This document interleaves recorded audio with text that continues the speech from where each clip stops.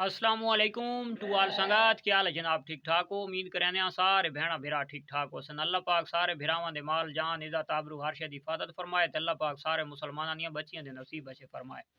अच्छा जनाब, सादा एक दोस्त दा तले लंबा सारा कमेंट्स आई रात वाली वीडियो तले भाई यानी कि गोट है चाहे शीप है भाई ये फलाह बिजनेस है, क्योंकि आजकल लोग बलैलर वाले पास बहुत ज़्यादा तरजीह है क्योंकि वो सस्ती मिल वेंदी और खासकर वड्डा जड़ा गोश्त है तो वो भी सस्ता मिल वेंदा है। इस वजह तो मटन वाले पास कोई बंदा नहीं आंदा, तो इस वजह तो करोड़पति यानी कि नहीं बंदा बन सकता।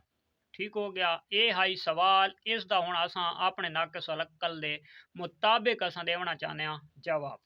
ठीक हो गया। अच्छा जनाब, मैं तकरीबन 8-10 साल तो इस कारोबार दे इस बिजनेस दे विच चल रहा। अच्छा, सब तो पहले मैं गोट रखी, उस तो बाद मैं शीप वाले पास आ गया, तो हुण अलहमदुलिल्लाह मेरे को टोटल भेदन तो मैं शीप फार्मिंग ही कर रहा। पहले नॉर्मल आंतियाँ रहता रहता करेंदा करेंदा हुण मैं होर अच्छे तो अच्छे दे चक्कर दे विच आ। ठीक हो गया। हुण जनाब उन्होंने दोस्तों को असां दलीलां ही दे सकते हैं कि जेडे दोस्त आते हैं कि यार फला बिजनेस है। ठीक हो गया। पहले नंबर तो जेड़ा दोस्त आता है कि यार करोड़ रुपए कमावने औखे। ठीक हो गया। वो वाक्य ठीक आता है कि लाजमी गल है हुण असां जो हज़ारां दे विच लवां ते असां आखां जी असां करोड़पति बन विसां। करोड़पति बनने वास्ते सानू काफ़ी सारा टाइम चाहिए है। वो हज़ार लखां दी कन्वर्ट थी सन वत लख बन सोंदे वत वहाँ, यानी कि वो लंबी एक कहानी लंबा प्रोसीजर है। सानू अपने एक 5 मिनट की जिंदगी का भरोसा है कोना ते असां जनाब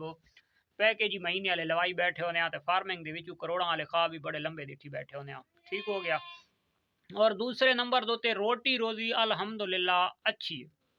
रोटी रोजी माशाल्लाह अगर 10 भेदा हुए बंदे कोलू ब्रीडर एक अच्छा विच होवे तो ऐसा ऐसा प्रोडक्ट भी अच्छी बन वेंदी। और सिर्फ अगर दाह ते दाह दुते रावे तो वत भी ओनू भुख नहीं मरण देनी। लाजमी गल है जितनी महंगाई थी आंदी है तो उन यार वो जानवर भी तो महंगा ही सेल थी।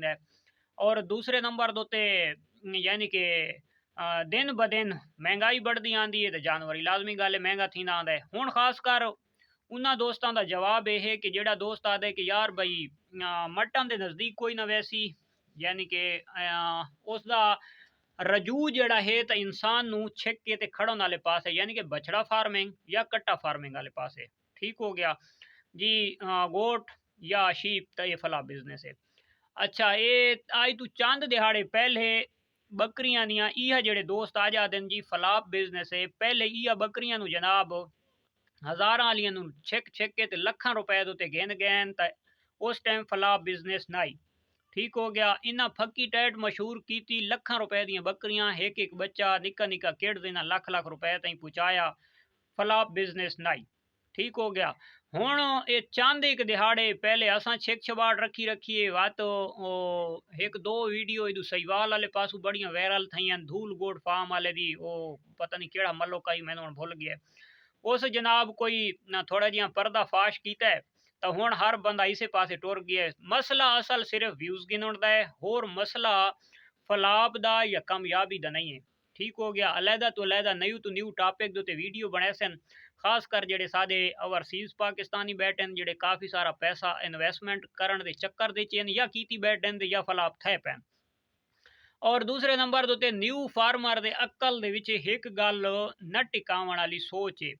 ठीक हो गया। क्योंकि लाजमी गल है हुण बलैलर वाले हैं ना तो बलैलर वालों का मुतफिका फैसला है कि उन्होंने फीड एक है। गोट फार्मिंग है, शी फार्मिंग है, हर फार्मर का अलहदा अलहदा फार्मूला है। कोई कुर्बानी वास्ते जानवर पलेंदा पिए, हर बंदे का अपना फार्मूला है, हर कोई अपनी अपनी जगह उत्ते है। ठीक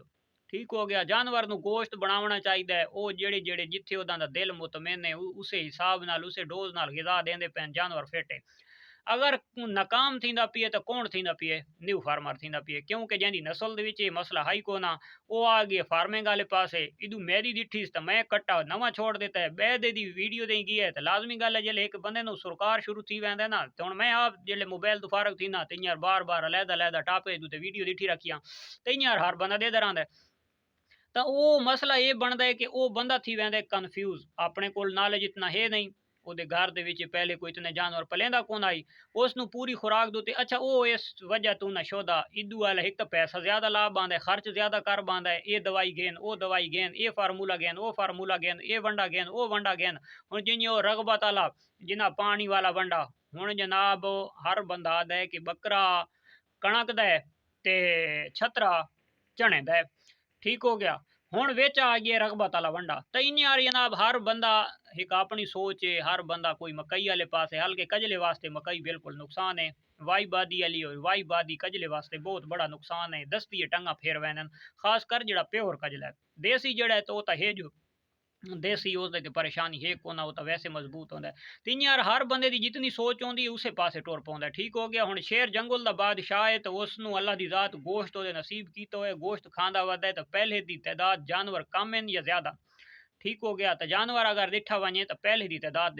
कम है क्योंकि इतने सारे बखर पहले ये सारे जितामे फिलाने डिमकाने ये जानवर बहुत ज्यादा होने आते हुण सारे बखर किश बच गई है ज्यादा कोई कमाना गिद्धड़ होवन तो होवन बकाया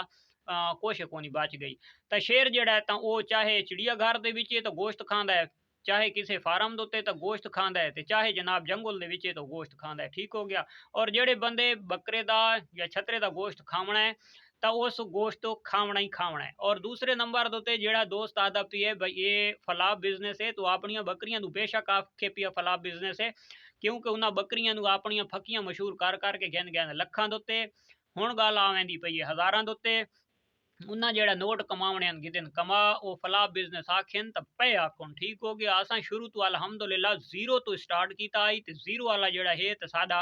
नॉर्मल यानी कि 6-7-8 हज़ार तो उस टाइम असा स्टार्ट किया है टोटल जनाब साड़ी इनकम आई 40-50 हज़ार रुपया जी असा स्टार्ट किया तो अलहमदुलिल्लाह अज लखा की गेम पहुँच गई है थोड़े अरसे के पेट ही पाल रहे हैं रिस्क मेरा करीम जात देंदा है तो अलहमदुलिल्लाह असा